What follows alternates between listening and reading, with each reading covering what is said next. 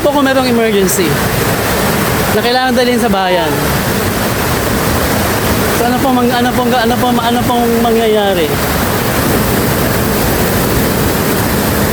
Try.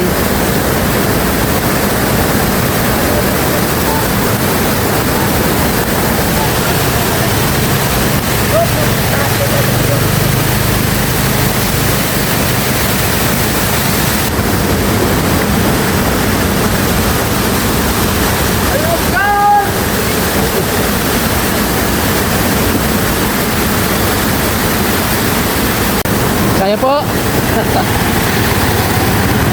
Yan.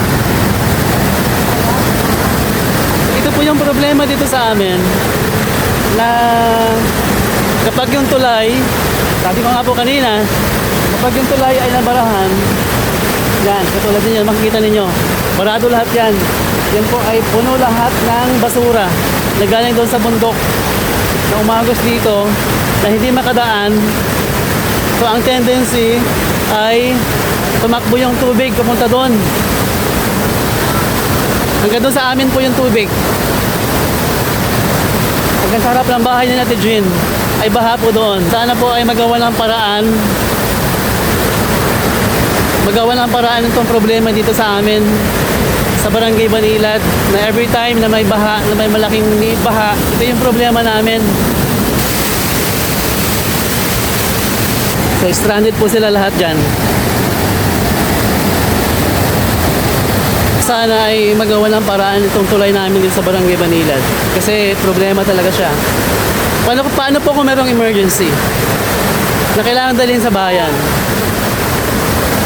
So ano pong mangyayari?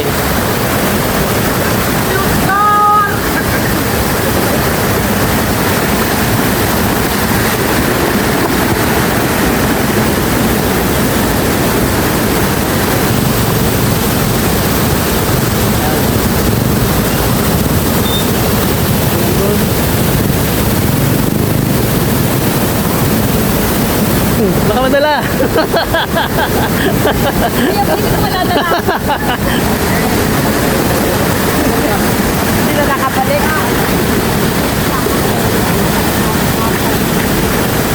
Every time na magkakaroon kami ng malaking tubig, ito yung problema sa amin dito sa Barangay Banilad. Sana po ito ay masolusyonan. So, kasi dapat may budget na itong tulay na to. Kaso lang, sabi ni Mayor ay ginamit doon sa tulay, doon kayo tapat ni Pusyatadi. Kaya pakapa na nga yung yung tubig.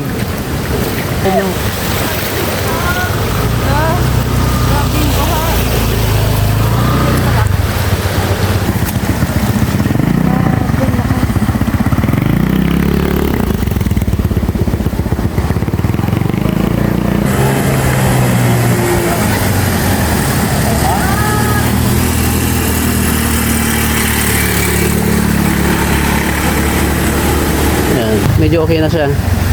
Pwede na siyang daanan. So, yung sinasabi ko nga po dito kanina, paano kung mayroong emergency na kailangan dalhin sa bayan? So, anong mangyayari? Hindi mo na kita, walang, Jen. Ano to eh? Anong oras na kayo to eh? Past 5 na. So, pwede na siyang daanan ng motor kahit...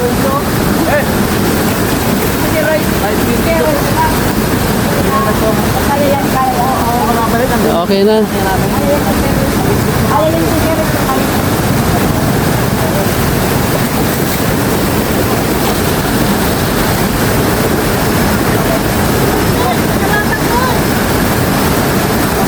Tagasan po kayo, nanay.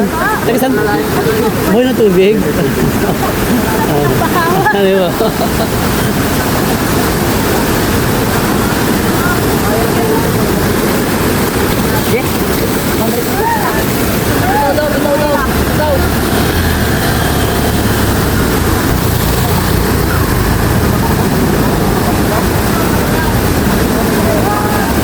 So yun po, hinahanap ko po yung chinelas ko kasi nawala.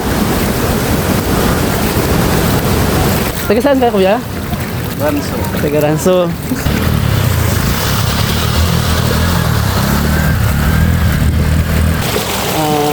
dito. Pero nakakaagos naman. Nakakaagos naman dito. Nakakaagos naman siya dito. Kaya lang po, siguro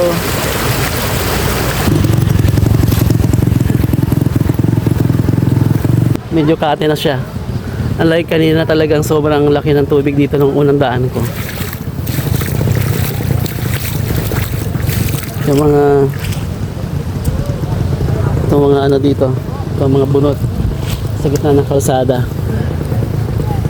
Ang tubig kasi habot hanggang dito? Hanggang doon pa? Kita nga po. So, ang laki na ng binaba ng tubig. Kasi pwede na siyang daanan. Pero kanina, itong lugar na to talaga is tubig talaga siya. Yung mga bunot. Kasi baka mag-cause siya ng accident sa mga tao.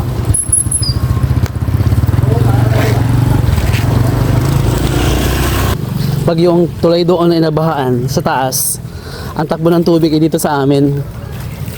Yan, meron pa. Meron pa umaagos dito.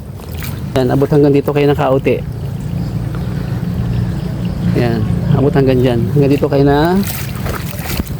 kayo na duno. Diretso yung tubig doon kayo na buni. Kuya Aldon, ano nang balita sa iyong buhay? Yan, diretso ang tubig dito hanggang doon. Babaha pa rin dito kayo na buni.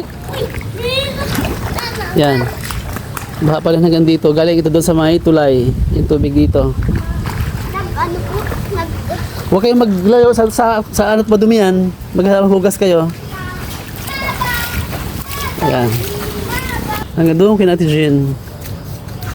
Nakita ninyo dito sa amin. Ito yung sa amin. Likuran namin. Hanggang dito yung tubig. Yung baha doon sa tulay.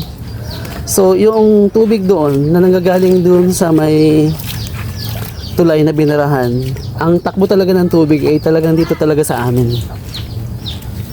Yan, kita nyo, bahang-baha dito sa kay Ate Jun na harapan. Ito yung problema namin dito sa sa aming lugar.